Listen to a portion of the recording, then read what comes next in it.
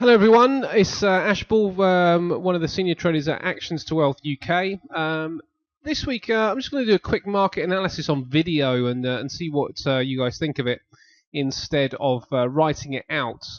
I am looking at three specific crosses early on this week. Firstly, I'm going to focus on this Aussie yen. Now, I've been waiting for this Aussie yen to start to show signs of downside for quite some time. When I saw this monthly bar back in December, I was expecting a push to the downside. Tried to enter some trades there, it didn't work out. Managed to get a trade on this month actually, but I am anticipating a further drop in this specific pair to the downside before then, but potentially turning around again further down here and trying to take trades back to the upside. But I am expecting a little bit of weakness with this. You can see this inverted hammer here. January wasn't particularly strong. We're starting to get now February, just another inverted hammer up here. It's not finished yet, but we haven't got that much left to the end of this month. So maybe we start to try and pick this up early next week, or maybe even later in the week as this bar closes. But this certainly starts to suggest a little bit of weakness in this area. So you can see on the weekly chart that there's still some support hanging around at this level here. So until we break down that support, I wouldn't be that comfortable calling this to the downside for any kind of with any kind of like true confidence. But the fact that we've broken down these highs here is just starting to add to the picture that we might start to get a move to the downside. Now we can tighten this line up even further here, and this tells me that earlier in the week, maybe Monday, possibly into Tuesday, we're probably more likely to get a push to the upside, and that's certainly what I'll be looking for. I won't be trading moves to the upside, but I look for a move to the upside.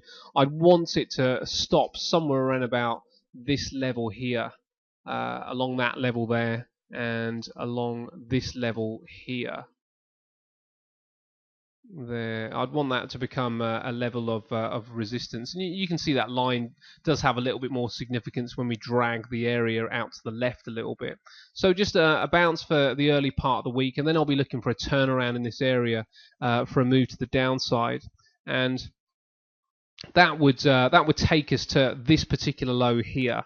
It's possible that we see this just dip just a little bit above. I wouldn't mind seeing this particular area instead certainly tested one time before I took the trade. So looking initially at something around about the 86.50 level and the 86.70 level. So those two areas will be the areas that I'll be looking at taking trades to the downside. Not interested here. It would have to break and come back for quite some time before I was interested. If this just started to break down, then it's going to get into oversold territory for me. So not interested. So just looking for something of a pullback the early part of the week, and then trying to take trades to the downside. So that starts with Aussie yen. Other trades that I'll be looking at, the euro pound is very, very interesting. I will be looking for some sort of move back to the upside with this euro pound. Now, whether that's going to be lucrative enough will be yet to be seen, and we'll see what happens over time. But you can see on this monthly chart that we do have this area of resistance. Now, the fact that we've got this inverted hammer isn't so attractive, and maybe that will be enough to suggest that there's not that lucrative trade on the go. But I'll be looking for a bounce to the upside initially. Start to see this head and shoulders pattern forming as well. I would want to see this just start to kind of pick up some pace here. Now you can see the reason that I'd be looking initially at moves to the upside is this area here has just about started to look like a potential area for turnaround.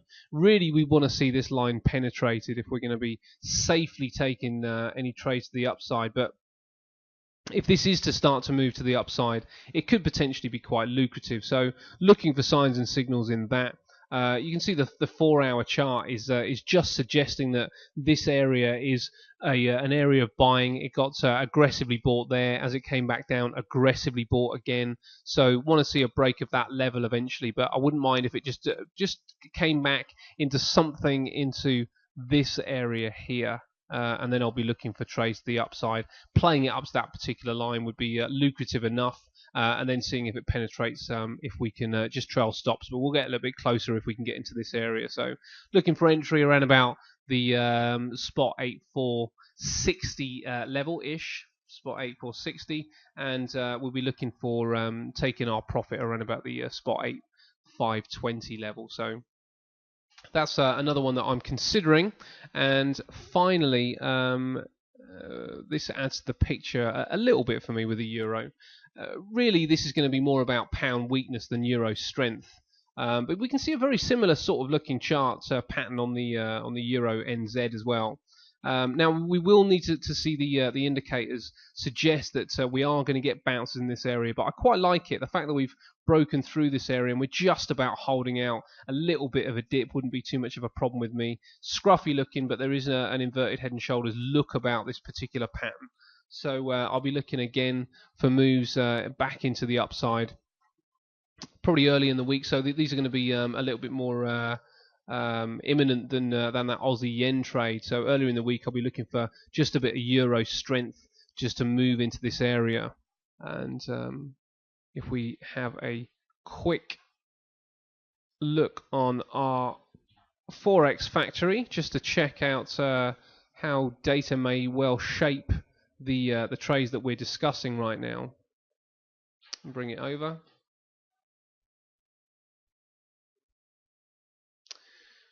Little bit of Euro news. The Eurozone is in just a little bit of it has just started to hit a little bit of growth. Trade balance from the Kiwi, so that might just suggest that we might be waiting a little while. But it looks like Monday, so tomorrow. It's currently the 26th of February, so it's Sunday the 26th of February. So looking at the 27th.